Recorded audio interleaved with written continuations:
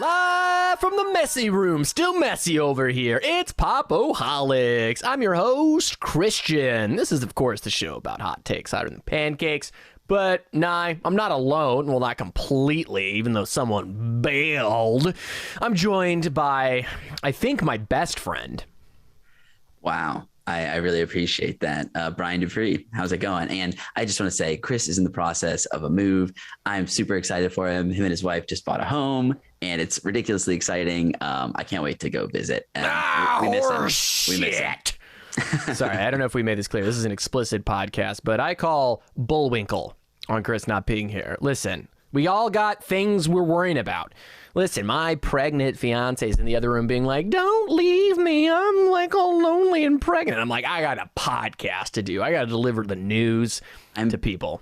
Fairly certain he has 2 or 3 U-Hauls full of collectibles. So he's on a different plane, I think, in terms of moving. Reprioritize his priorities. And I know he's editing this video, so I'm talking right at you, Chris. That ain't right. I'm your boss. That's not cool. And I expect better. I'm pointing right at you. But no, we're going to do this without Chris. We hope his move goes well. Of course, all the things I'm supposed to say. I'm sorry.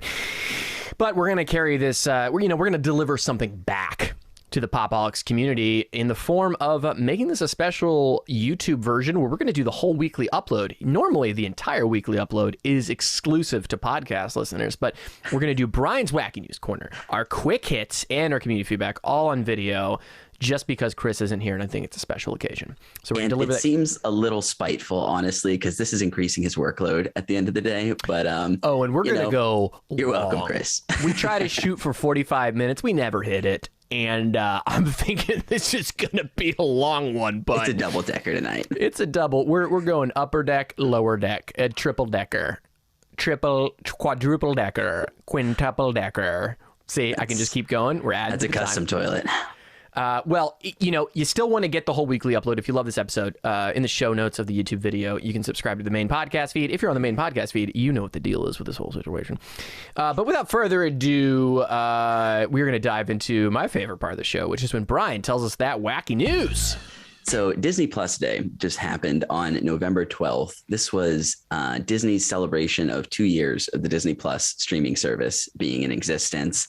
I did not watch this live. Chris was kind of keeping us up to date as the day went on, watching it more actively than I was, for sure. And it sounded like it was a bit of a mess on some level. Apparently, someone named Will Smith, who is not the Will Smith who you think of when you hear that name, was tagged in nearly every one of Disney's tweets throughout the day. And yeah, someone got some serious wrist slapping after this event. They tagged the wrong Will Smith. I mean, it has to be a super common name. Yeah, of course. Yeah.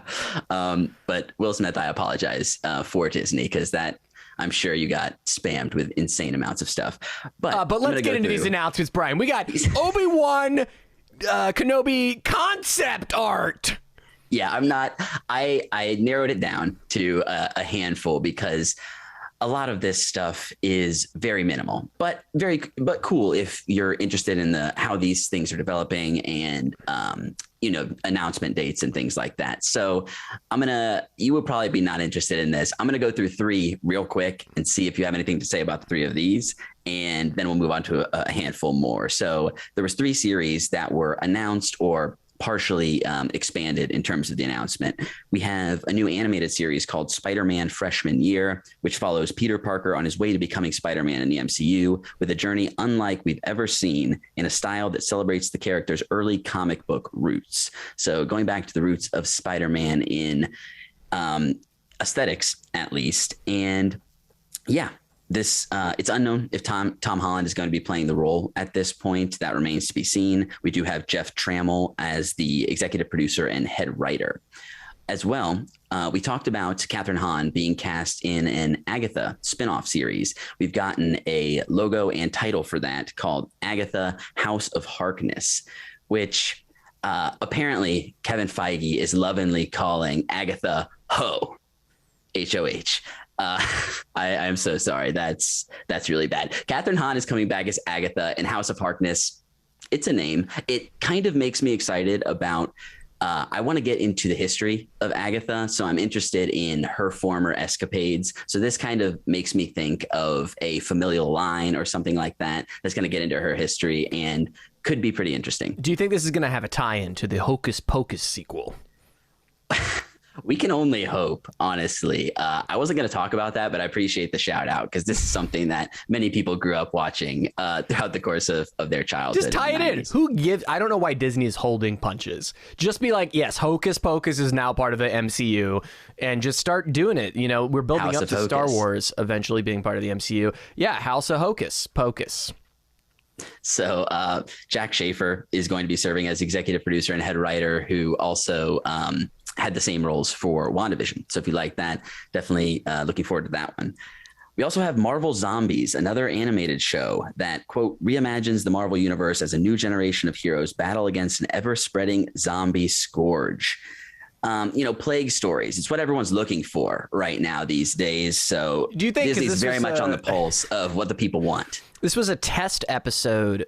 They tested the what ifs, and what ifs was just like, huh? And they were like, we got the most views on the zombie one, and they're like, we're green light. This is so spot on. That is the most marketing move I've ever seen. What the ... was. It was what if this was on Disney Plus, and they were just test marketing like 25-minute trail, like what do you call them? Pilots. Yes, this is Elon Musk doing a Twitter poll about selling his stock. Incredible marketing moves. So I don't know. Do any of these shows have any appeal to you, Christian? I mean, there is. We've talked about this. We got to come up with a name for it. Pop-O-Holics needs to coin a name for the Disney level of like, it's gonna be fine. And they've rarely missed, right? I would say for some fans that was Last Jedi. Not for me. I think that's a high of a lot of their endeavors with taking over these new IPs. Some would say the Skywalker Rises or whatever it's called. And those are like the controversial things that missed that for some people.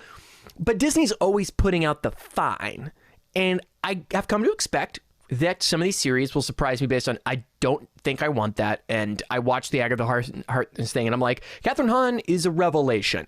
The movie or the show around her is incomprehensible, but she's great and it's fun. And then it's going to be right in the fine, and everything they're doing is just going to be fine. And we should expect more. I don't know. I'm cynical. I don't want to be so cynical, but what can you say? How do you feel, Brian? Are any of these? We get Oscar Isaac as Moon Knight. I don't know anything about Moon Knight, so sure. I'm actually super excited for that. There was a little bit, again, this was a kind of barely anything that was given. We got a little of his voice, tiny bit of footage. Moon Knight's a character that I've only read one or two issues of one of his runs. I kind of like that I don't know much about him. I think he's the sort of character that obviously far down in the most common characters. And because of that, maybe has a lot more room to play in terms of doing something different than some of the other stuff in the MCU. So I'm hopeful in that regard. We're getting to the bottom of the Dorito bag as far as MCU characters. And we're hoping that we get just a whole lot of that Dorito seasoning in one bite, and it's good. But it's, with Moon Knight. I remember Moon Knight from Marvel vs. Capcom. That's the only thing I know. I think Moon Knight is a playable character. I'm almost certain. Maybe I'm wrong. That's what I think I remember Moon Knight from. But probably. I think, it's funny because I think what Disney realized was, when something leaks on Twitter, like some PA that's like, I'm going to take a picture of Spider-Man. They're like going to get ahead of it. No, they're just like, that counts as news, I guess. So they're like, let's have an event. And they're like, look at this blurry photo of She-Hulk's ass. And you're like, okay, that's news now. And Disney's like, we'll just own it. That'll just be our news, is the blurry PA photos. Yeah, it's cool. Fine, whatever. I didn't watch it. I don't know. This is where I wish Chris was here. All right. So something that you may be slightly more interested in. The 1990s show, X-Men the Animated Series, is being revived in 2023 as X-Men 97. We have some of the original voice actors coming back. Cal Dodd as Wolverine, Lenore Zahn as Rogue, George Buza as Beast, and more.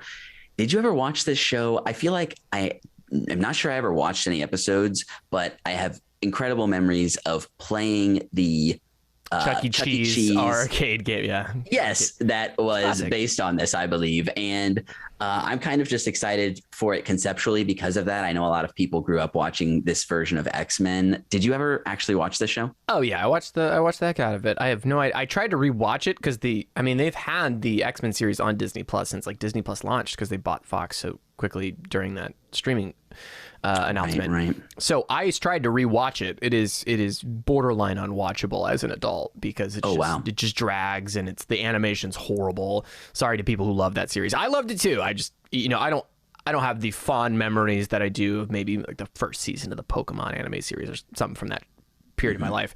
But I do love it, and this could be cool. So we'll see. I love the character designs. I mean, they're classic. But yeah, that Chuck E. Cheese arcade game is like 8 people could play.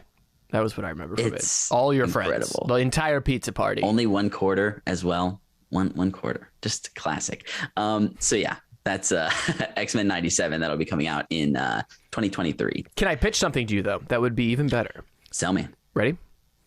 X-Men 69-420. Nailed it. Twitter would be ablaze in more ways than one. Turned upside down and high as a kite. Yeah, right. All right. Something that I am genuinely excited for, probably the best news to come out of Disney Plus Day. We have a Predator prequel called Prey that's coming to Hulu in 2022. And this movie is set in the world of the Comanche Nation 300 years ago and follows Naru, the skilled warrior who fiercely protects her tribe against a highly evolved alien predator.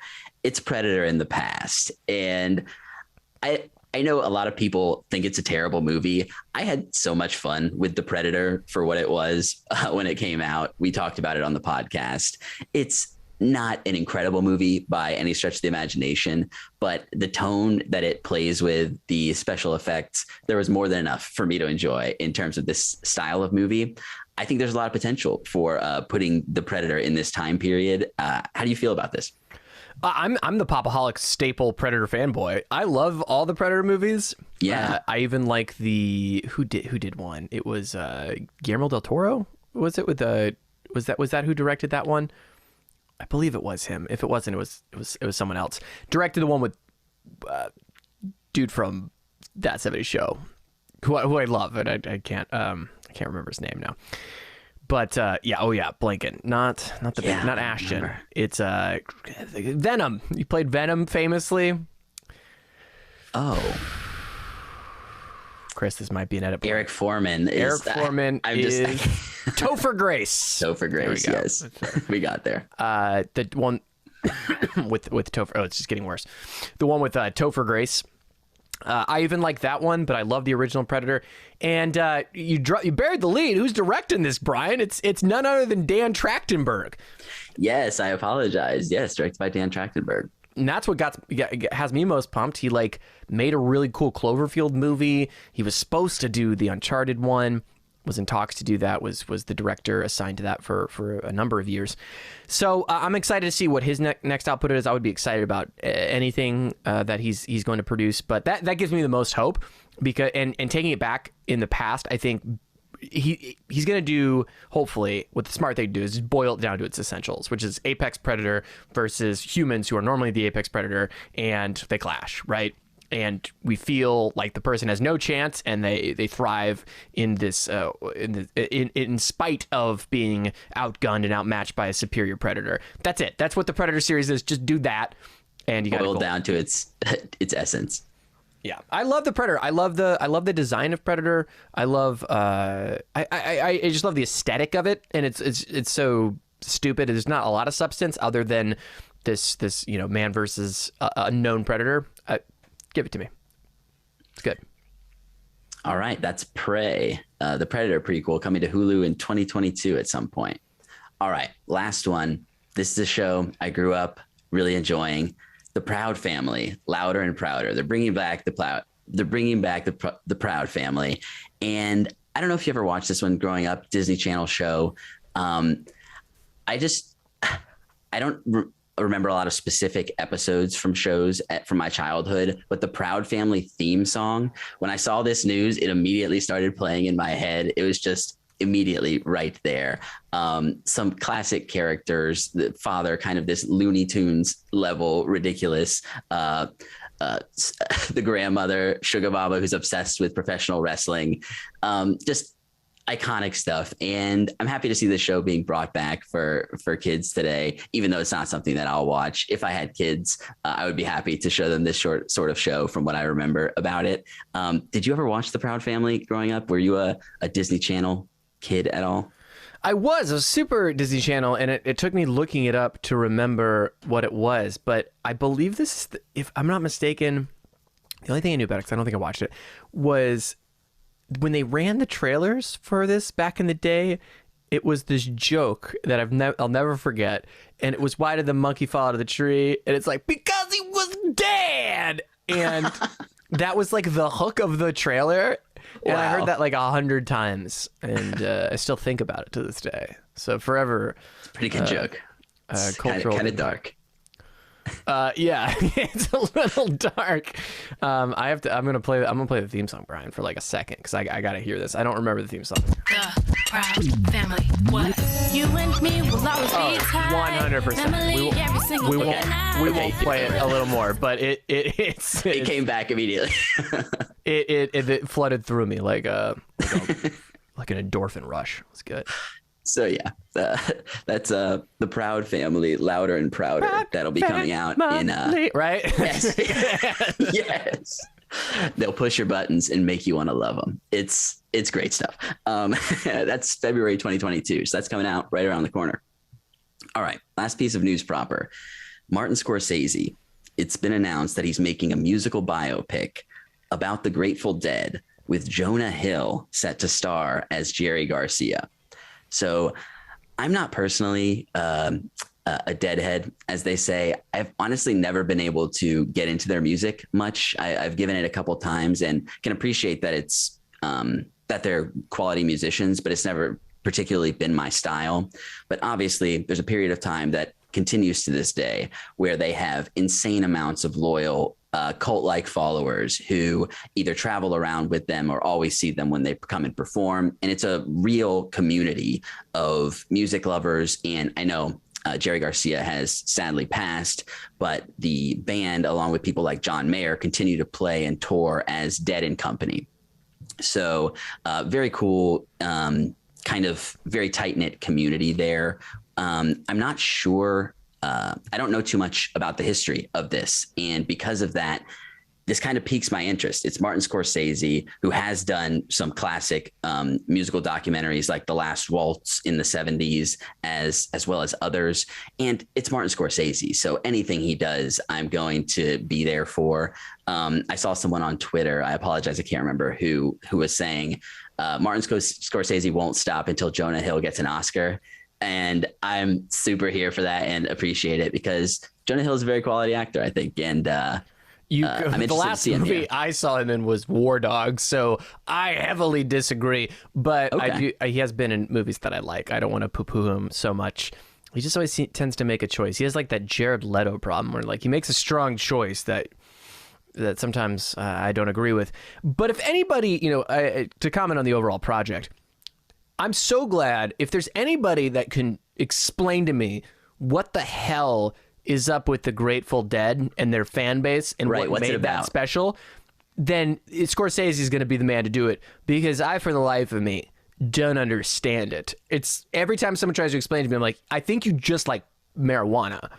And then, okay, I mean, drugs are clearly a part of it, right? Yeah, but it's integrally involved. It's got to be more than that. I mean, there's so many genres of music that's like, yeah, we're a stoner type of thing, right? So, but nothing is caught on like the Grateful Dead. I mean, you hear stories of traveling with that band, and people like, it was one of those rare bands. Like I'd say like the full cult band is when you see them at every city and you go with them, right? And the Grateful Dead had that special. It's the epitome of it. Yeah. Yeah, like literally defining it. So I'm very fascinated, because I, like you, I don't get it, and I'm sure that there's lots to be illuminated on why that is. And I'm not poo-pooing it. I'm not saying it's. Yeah. I'm not trying to make a quality statement about it. I literally just don't understand it.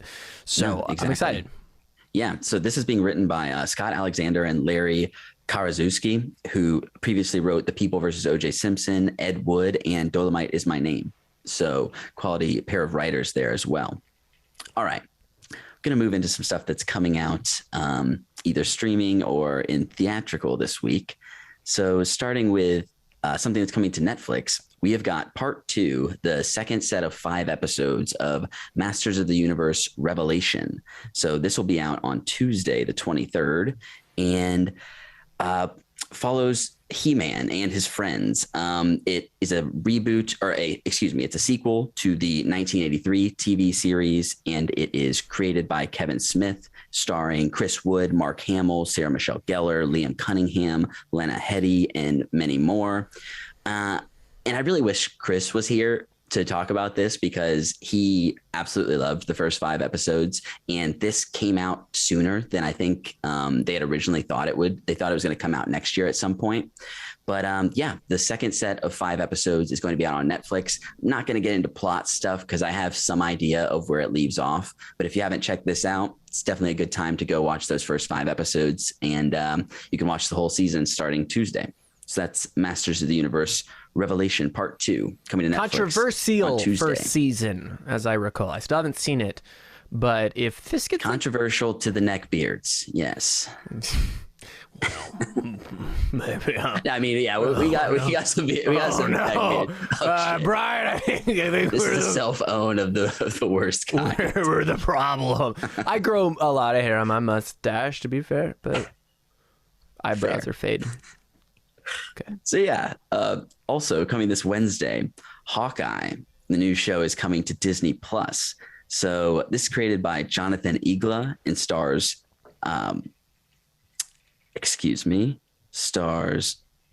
Jeremy Renner.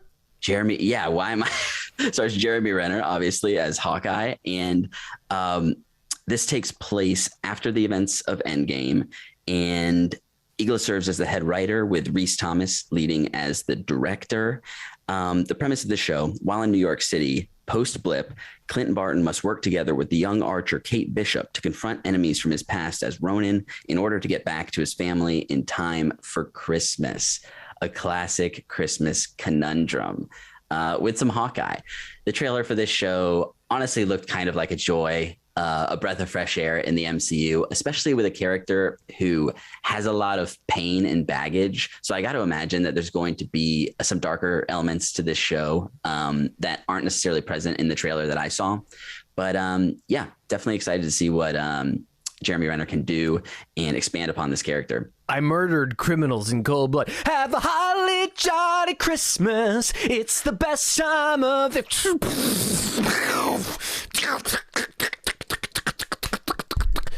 I mean, it looks like a blast. Right? It does. Looks fun. So, yeah, it's going to be interesting to see how they play the tone of that. But yeah, that's Hawkeye. That'll be premiering on Disney Plus this Wednesday. All right. Moving into a walloping sized news story here. Also on Disney Plus, we have the Beatles Get Back. So over the 25th, 26th, and 22nd, starting on Thanksgiving, going for 3 days, we're going to get a 2-hour episode each day. So this is 6 hours of the Beatles Get Back, which is a documentary series directed and produced by Peter Jackson. And he basically had access to, I guess, hundreds of hours of footage from when the album Let It Be was being recorded during this period of time where, according to most people, the band was falling apart and really like clashing with each other. And for a lot of what I've seen here, there is some of that that's happening, but they're still really good friends. And apparently this highlights a lot of the happy moments and the times where the band was still working at their highest levels in terms of as a band and camaraderie between them. So I don't know. I'm a big fan of the Beatles. This is one group that I definitely have understood the appeal to in the past. And yeah, this might be my most anticipated thing on streaming this year because 6 hours. It's just the clips I've seen. As someone who is involved in the modern recording process, which has a lot of benefits and I think has a lot of artistic merit to the process, but it is different than watching four of the most there's 4 of them, right? 4 Beatles. Yes. 4 of the most iconic. I just didn't want to say anything super stupid. I was like, well, the am I producer forgetting? is referred to as the 5th Beatle. So this may be part of your confusion. So seeing such capable musicians, just like, I wrote a song, I was thinking about this one chord here, and then playing Yesterday Perfect or whatever the fuck, like you just see it like happen. He's like, I've just been diddling around with this last night. I was over at my mate's place and I thought I'd whip this out, and then play a perfect rendition of something you know is coming in the future, and just like, but I'm not sure if it's this chord, and it's like, oh, those are all cool. Like just seeing it happen, you're like, that's not my experience with working with musicians. Like there's a completely true musical genius. Oh, absolutely. And that's what I got from it. So as a singer-songwriter, as of today, I'm going to throw my plug right now. A Not So Serious Man is streaming today. So check it out. Link in the show notes. So check that out. But that's super exciting. It is exciting. But anyway, the Beatles are way better. That's not a controversial statement. They're a lot. They're cool. They're a good band. You heard it here first, folks. Midnight Satire, better than the Beatles. Yeah, I hate to. I do want to say one thing I hate on the internet is everybody like rags on the Beatles. Like the Beatles were that good. I'm like, listen, I understand that there's a lot of social things around the fact the Beatles are way more popular than like a lot of the other influential rock of minority. I like all that. The people who inspired the Beatles. A lot of them never got as big. Yeah. Of course. 100% agree. The Beatles are still like more talented than I think any band, especially band, right? Not singular art. I think this is the moment of the singular artist that is very capable of handling great PR and music and video and like mastering this well-roundedness, but from a pure like, I'm a magical song about an octopus. Like there was just never a moment that was better than the Beatles together. It was magical. It was such a moment, right? They were together for 6 or 7 years proper in terms of putting out recorded music. So the fact that it's just unbelievable. Any of them could have been fans of the Beatles. Hot take here. Any of them could have been. I just realized I'm wearing a Midnight Satire shirt. Any of them could have been famous artists on their own. Like if they were born in this era, it would just be like Ed Sheeran and John Mayer, and it would have been these 4 separate artists that were succeeding on their own. But the Beatles was this magical moment where the idea was that a group came together, and that's also what's like the fact that all their egos could stay together for so long. Very cool. Anyway, we can move on. No, 100%. So yeah, that's the Beatles Get Back. That'll be airing on Disney Plus 3 days in a row, starting on Thanksgiving. Moving to some movies, we've got Ridley Scott's latest project. This man's in his 80s, and he's got 2 giant movies that came out this year, The Last Duel and now House of Gucci. This is based on the 2001 book, The House of Gucci, a sensational story of murder, madness, glamour, and greed by Sarah Gay Forden, and stars Lady Gaga, as well as Adam Driver, Jared Leto, Jeremy Irons, Salma Hayek, and Al Pacino. Just completely star-studded. And I don't want to get into too much of the plot of this movie. Obviously, it's based on, to some degree, real events. So if you know about this, you're probably familiar with how things play out. I've heard some kind of conflicting takes on this movie in terms of if it's how it's working in terms of tone and performances. Also some real shade in terms of dialogues and accents. So I'm just going to, even if this is just a wild mess, I think it's going to be an interesting, fun mess. Yeah, so yeah. I'm totally here for this. I will say I don't know what the hell Adam Driver is doing in this movie. I saw the trailer. It's a rare time I saw the trailer because I've been seeing movies lately. And Adam Driver has the most comically absurd Italian accent. It is insane. It doesn't work at all. And I'm already so on board and off board. Okay. I'm ready for it. Yeah, I'm sorry, Adam Driver. I love you. You're in one of my favorite Star Wars movies. I think you're excellent in so much stuff. You could have done a little better with it. He's like, but I am of the Gucci. And you're like, this is reminding me of why everybody's upset Chris Pratt is going to be Mario. Okay, wait a second. Are you talking about Adam Driver? Or are you talking about Jared Leto? Oh shit, is it not Adam Driver? Adam Driver's not in this movie. Adam Driver is in the movie, but he's not in all the prosthetics because it's the accent. It's purely the accent. Yeah, no, I remember seeing Adam Driver I just got really scared. I was like, no, this is interesting because he's not the one that I've heard people complaining about. So that's interesting that you took to his. Well, it's Jared Leto. Apparently, it's really cool to hate on Jared Leto for anything. Well, yeah, people apparently find any excuse to. But anyway. I'm sure Jared Leto is equally making, again, a choice that will bother most people. Like you said, Brian, I think you hit it right on the head. I think regardless if it's good or working, I can't wait to see it. Yes, exactly. So that's House of Gucci that'll be in theaters. The movies are officially released on Thanksgiving, but from what I've seen for most of these movies, they're going to start screening Tuesday, Wednesday before Thanksgiving. So just keep an eye out if you're trying to get a hold of this one. The next one is Encanto. So this is an animated musical from Disney and has music written by Lin-Manuel Miranda. It's directed by Byron Howard and Jared Bush, co-directed by Charisse Castro-Smith, and tells the story of Mirabel Madrigal, a young Colombian woman dealing with the frustration of being the only member of her family without magical powers, who has to go on a journey to save the magic. This looks like the type of movie that is just incredible movie night fodder for the family. We're going to go watch it. I'm going to be fighting back tears. And yeah, it looks like a really sweet family comedy. All of the very brightly colored. The animation looks great. Yeah, maybe not something that is up your alley necessarily, Christian, but Encanto looks pretty sweet. I saw the trailer for this, and it looks delightful. It looks amazing. If I had young children that were of the age of 4 or 5, this would be like, we're going to see... This is why I'm excited. In case you have it, I did announce it on our Arrival episode. I know sometimes people don't see the main topic episodes, but I'm having a kid. It's like 6 months in the oven right now. It's coming very soon. And if he was 5 years old, I'd be like, we're going to see Encanto, which, by the way, means I sing in Spanish. I know a little Espanol. I would be like, oh, we're going to go see this. And like, this would be like if. This is a perfect movie. I'd be like, this would be cool to be your first movie in theaters. This movie gets me excited to see have an excuse to be like, yeah, no, I think it'd be good for the kid, and I'm also gonna love it. I can't as a grown man. The problem is I go see. Sorry, I'm digressing, Brian. If I go see a movie as a grown ass man without a kid, I'm going usually on a weekday matinee for both the viewing experience and COVID safety and all that stuff. And I can't. The problem with these movies is that you can't be like.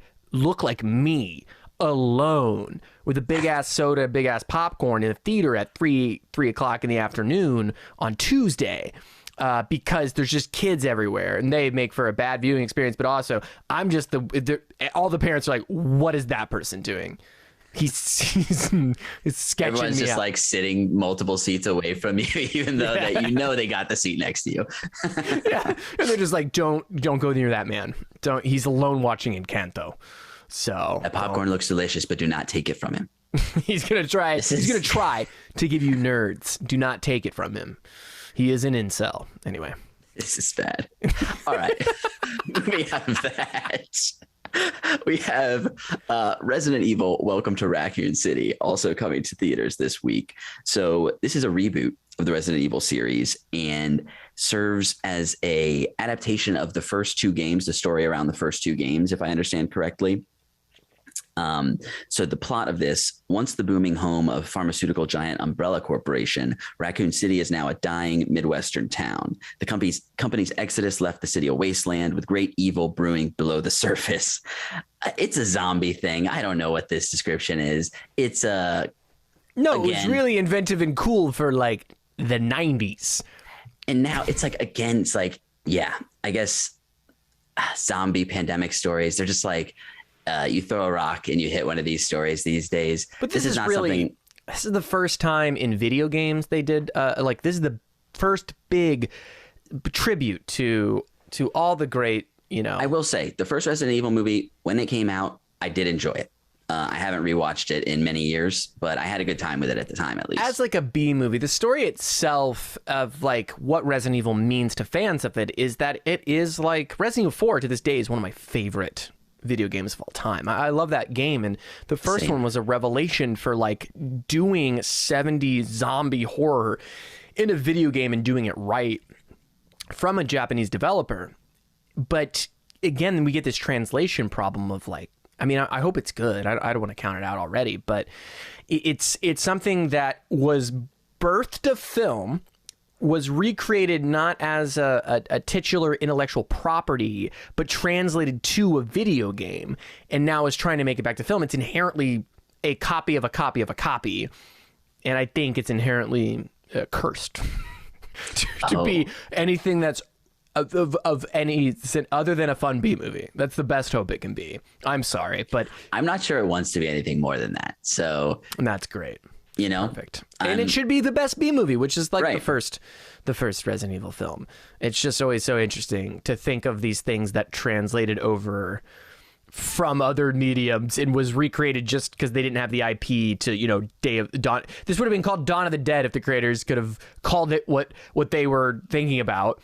And so it's fascinating to see these regurgitations happen, especially between video games and movies, where it's like, okay, you don't need to. It's just it's an IP grab. It's annoying because who wants to see this, like for other than a B fun flick, zombies shot in the head. Anyway, I digress. They're not going for any Oscars here, but that's Resident Evil Welcome to Raccoon City. You don't think Welcome to Raccoon City? See, I want the Resident Evil Welcome to Raccoon City to be overrun with zombie raccoons. I want them to go full tilt, because then we can get into some interesting territory. Yeah, then it's a metaphor for something. Yeah, little rubbish burglars. Eaten. So that'll be out in theaters this week. And that's it for the news this week.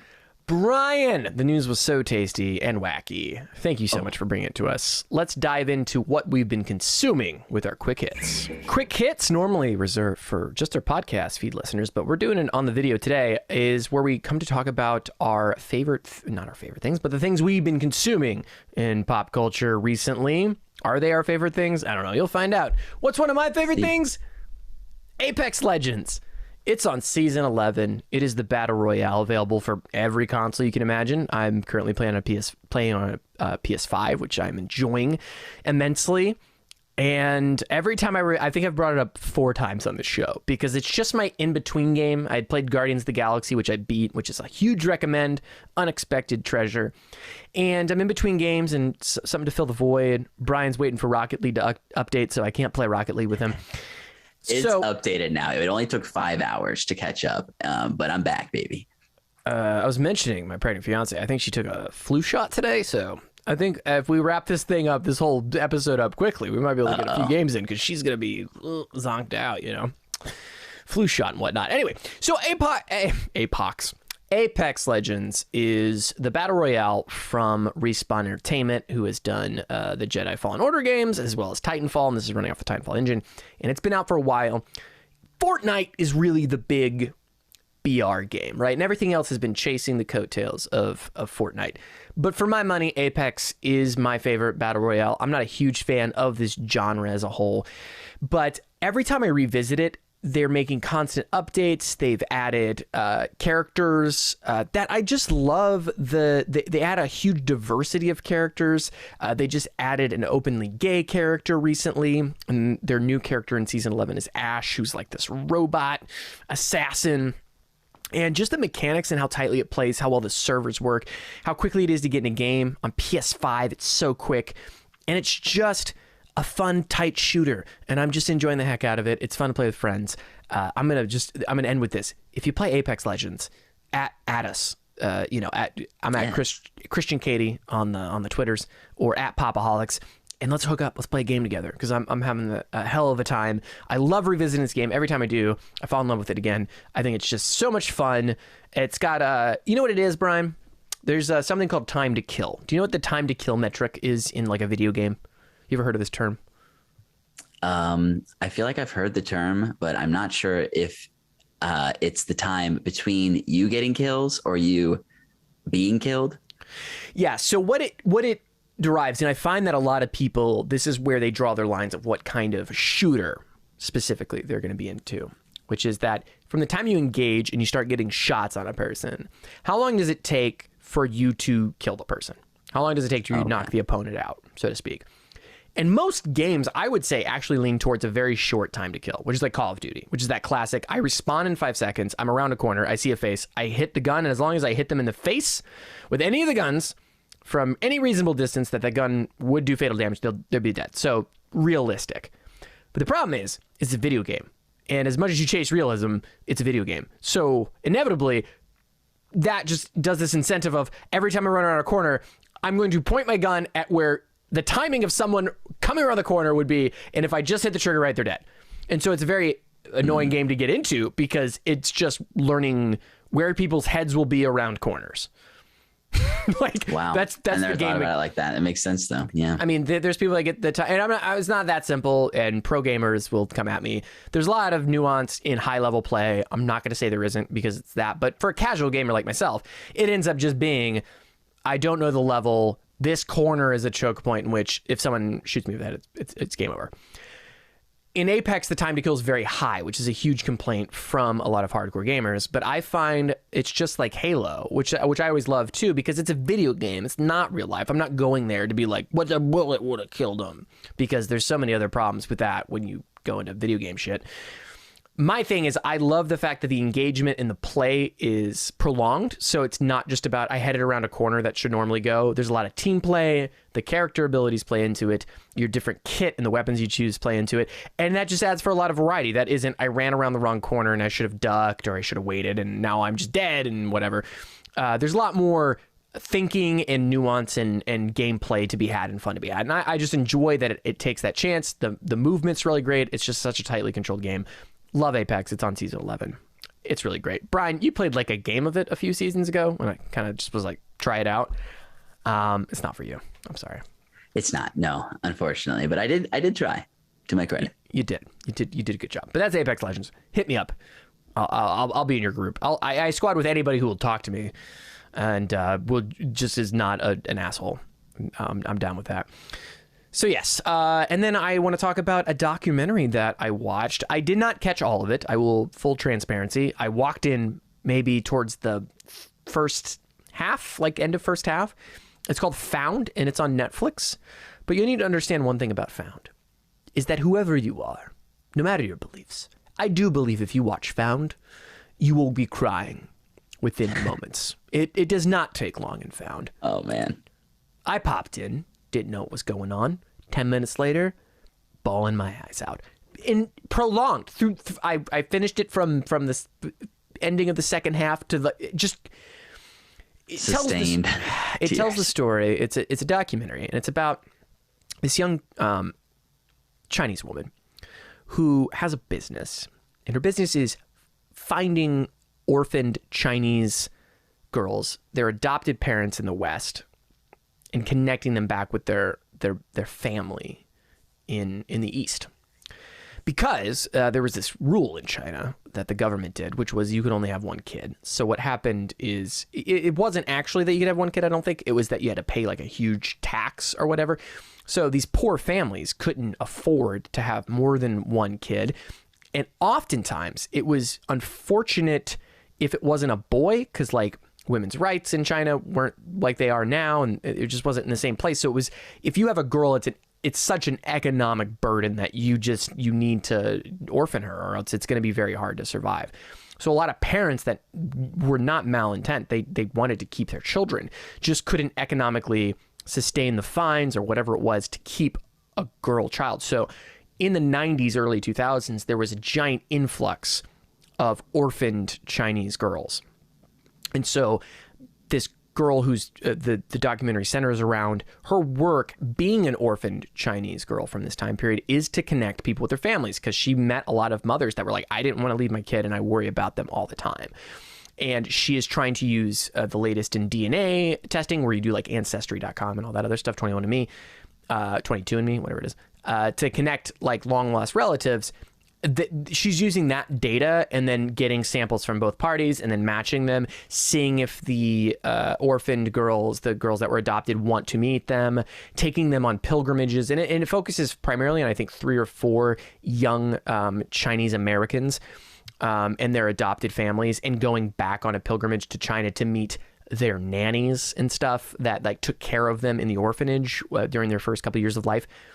And oof, it's a lot of heartfelt things. And I mean, it teaches you that, I don't know, it's such a good perspective on, family and how much when people give up children or make hard decisions, that stays with you, and you can see it in all these people. When you connect with a child, how even if it was just for a couple years, there's as soon as these nannies see some of these girls, they're like, I remember you.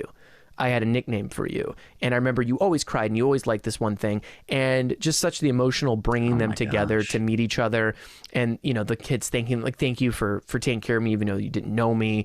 And it's just all this stuff. And it's a great look into some of the aspects of Chinese culture, and that these, the humanity behind a lot of people. It's a beautiful doc. It's well put together too. I don't think it overstays its welcome. It's a heartbreaking but also heartwarming look to see the kind of the bonds that people have, whether it's friends meeting on the pilgrimage, or with the person that took care of you when you were only 2, or with your mother that was forced to abandon you. It's all very human stuff, and it's the best kind of stuff. So I recommend it, but you will not make it through. You will cry your face off. I cannot believe you watched this the same week as Ensandi that we're covering. My God, you must. That must be an emotional overload in so many ways. No, thank God I didn't. I saw Found 4 weeks ago and was just reminded of it. Yes. Okay. I couldn't bear it. I couldn't bear it. Afterward, yeah. I mean, Arrival on Sandy, which is we're doing Danny Villeneuve month. Yeah, right. No. Thank God. Oh, if I would watch it now, I'd just be a wet puddle of tears. That's Found on Netflix. I highly recommend it. It's very well done. It's very emotional. It's good stuff. All right, Brian, on to you. What have you been consuming? All right. So I was able to make it to theater to see Belfast, the latest movie written and directed by Kenneth Branagh. And this is set in Northern Ireland in the 1960s during a period of time where there was a lot of cultural violence, religious violence between Protestants and Catholics, to the point of terrorist violence and killings. So the movie begins, it's largely in black and white, but it begins in color. And we see Belfast in modern times.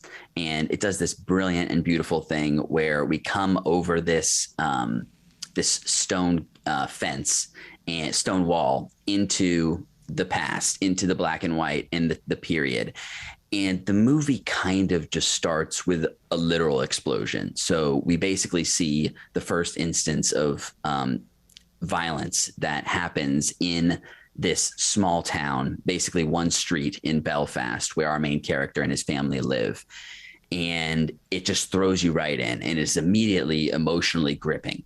And what I really liked about this movie is the rest of the movie kind of feels like ultimately it's a struggle about the family deciding whether to stay in Belfast or leave for various reasons. And it's a coming of age story about this kid. And even though there is this kind of ticking time bomb of this violence, of these rising pressures, we have so many just joyous, life-affirming moments with family members, just seeing them interact, seeing parents love, and troubles with deciding what to tell your children or not to tell them, and what you have to do in order to provide for your family, which sometimes means not being there for them a whole lot physically. So on top of all the heavy emotional stuff, we just get some amazing, cute stories of our main character, Buddy, who's played very well by Jude Hill and is the center of this movie.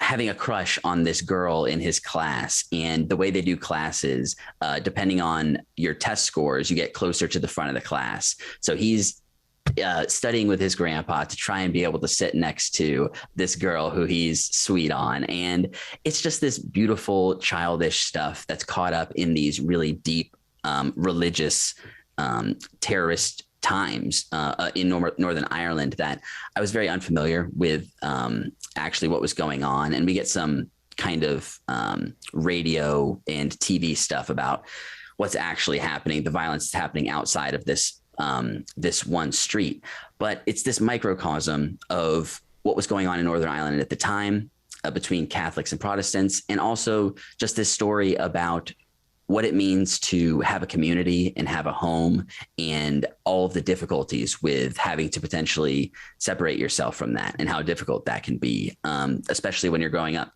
So this movie, definitely multiple moments of tears. I think it's weird because it's a lot of people are talking about Oscar contention. I think it's gorgeously shot and looks amazing. I'm not sure it's got any like super standout performances that would make me say they're definitely going to get nominated, but everyone's really good in it. Jamie Dornan as the father. I apologize about names, but Catriona Balfe as the mother, Kieran Hines as Pop, the grandfather, is great. Judi Dench as the grandmother. And as I said, Jude Hill playing Buddy. This movie is excellent. It's like 95 minutes in and out, emotionally beautiful.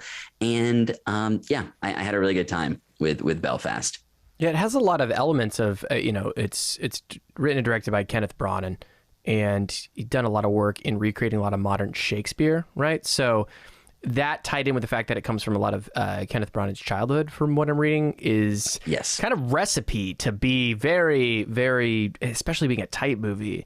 That's very impressive. And I'm sure that, it just sounds like it's probably very well executed and feels very grounded, but also very big emotionally, right? Exactly. So yeah, Belfast, I would definitely recommend that.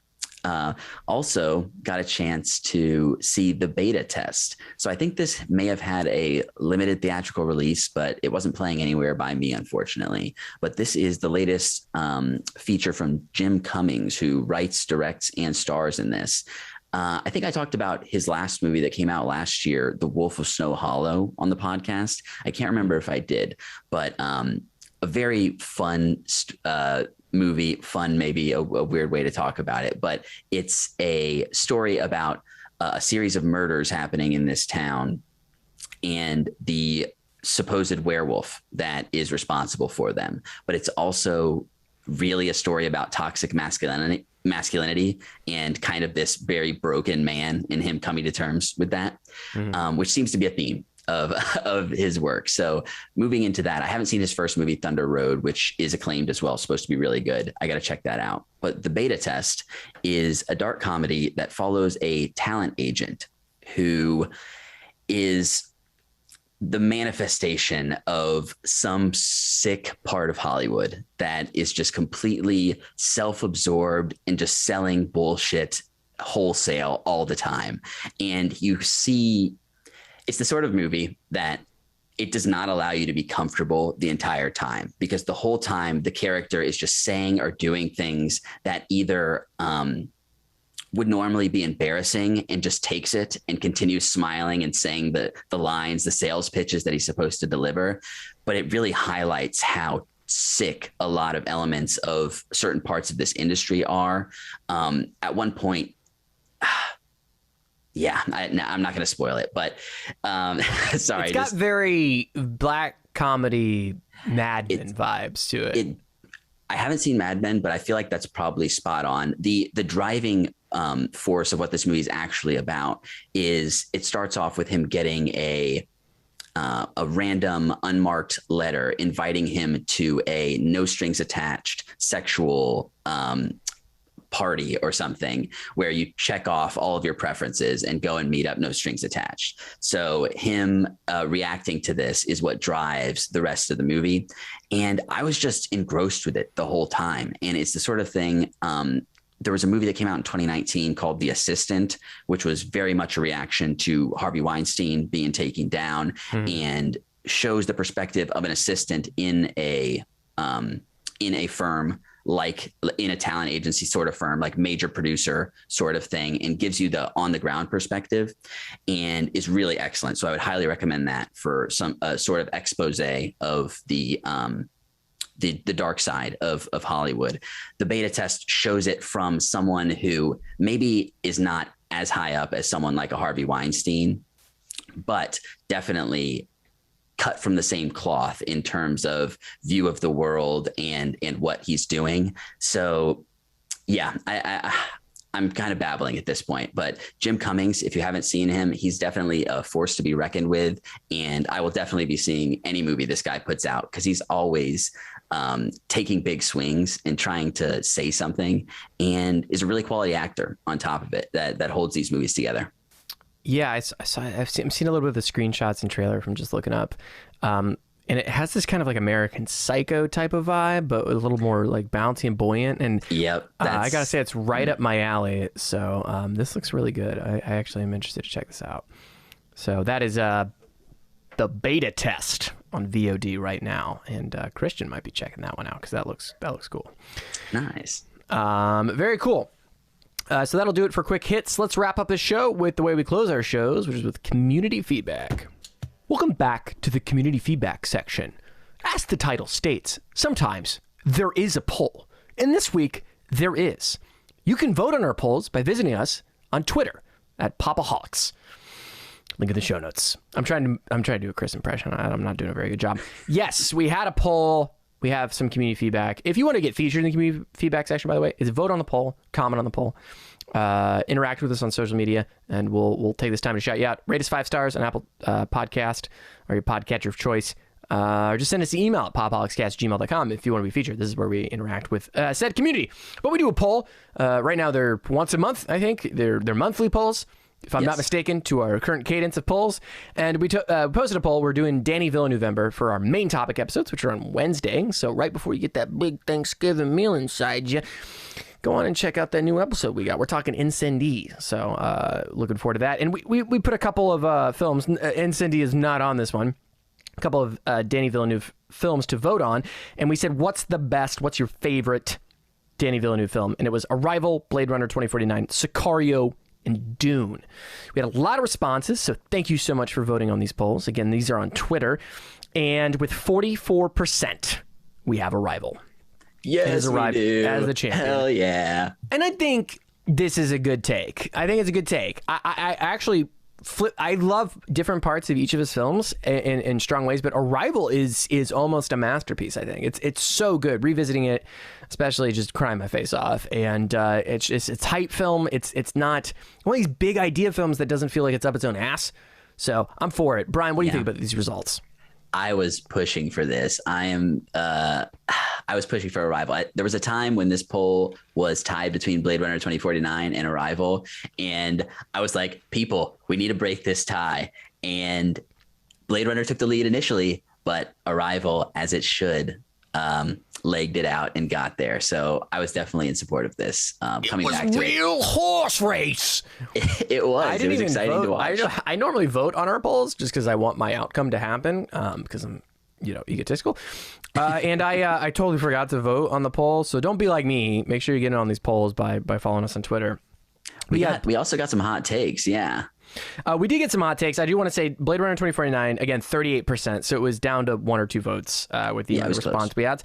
Dune at 12% and Sicario at 6%. I'm a fan of Sicario. I've probably seen Sicario the most because it's kind of a straight thriller. And I got to say, it's got one of the best action scenes that takes place on the Mexican-American border. Christian. So good.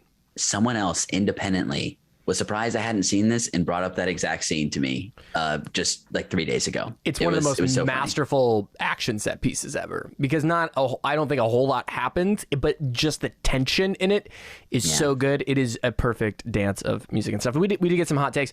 Prisoners by a country mile. Prisoners was not on there, but I've heard nothing but great things about Prisoners, and it makes me want to visit Prisoners to see it. I want to revisit all of Denis Villeneuve's film, including what is it? Polymorphic, I believe, was the one before Incendie that were Polytechnique, I believe. Polytechnique. Thank you so much. And then we have this one. Enemy is the only good Villeneuve movie. Changed my mind. Good. I'm gonna go out on a limb here. Enemy is the only movie of Denis Villeneuve's this person's seen. Not gonna trash him, but that's a very hot take, and I haven't seen Enemy, so it might be that good. I like me some Jake Gyllenhaal. I'm gonna have to pull double duty here and dive deeper than we even do on the pod. It should have been Danny Villeneuve 2021, if you ask me, because full year. I'm finding out, as we'll talk about with our NCD review, this might be one of my favorite. I'm like, how is this not my favorite director? Because I've only seen a couple of his sci-fi later works, and it turns out everything before that's amazing as well. Even without that, it makes sense that they've turned over lots of sci-fi series over to him because he just is so good at putting you somewhere, which is crucial in sci-fi. We'll talk more Denis Villeneuve on this Wednesday's episode, right before Turkey Day. But that's going to wrap it up for this episode of Pop-O-Holics. Thank you so much, YouTube watchers, for hanging with us for the entire episode. Glad to bring it to you on video. Again, you can find the full weekly upload by subscribing to our podcast feed and hear me mess up lots of words. I do it on the daily. And you can subscribe if you're on the podcast feed. Listen to us on the YouTube. Watch us on YouTube. You can see our faces for our weekly upload News Corner. Brian, where can people find more of your work on the internet? You can find me on Twitter at True Pop-O-Holic. And you can find me at Midnight Satire. That's my band. I got a cool shirt here. These will be for sale at some point. Check it out. A Not So Serious Man has premiered today, so I'm excited to bring that to the world. I heard there's some real stars in the music video. I don't know. There's some lookers. Music video is it's coming. I sure hope so. There may be a music video if it for exists. This. If it makes it through post. It's going through a hell of a post. There cannot be reshoots, but if there could be, there would be reshoots happening right now. We will see. It's going to make or break on the edit. But I'm excited because there's some sexy men that are involved in the production. So yeah, that'll do it for this episode. Again, follow our podcast at Pop-O-Holics everywhere. We got a link tree in both the show notes and the podcast notes. And look forward to that Incendy retrospective on Wednesday. That'll do it for this show. Bye.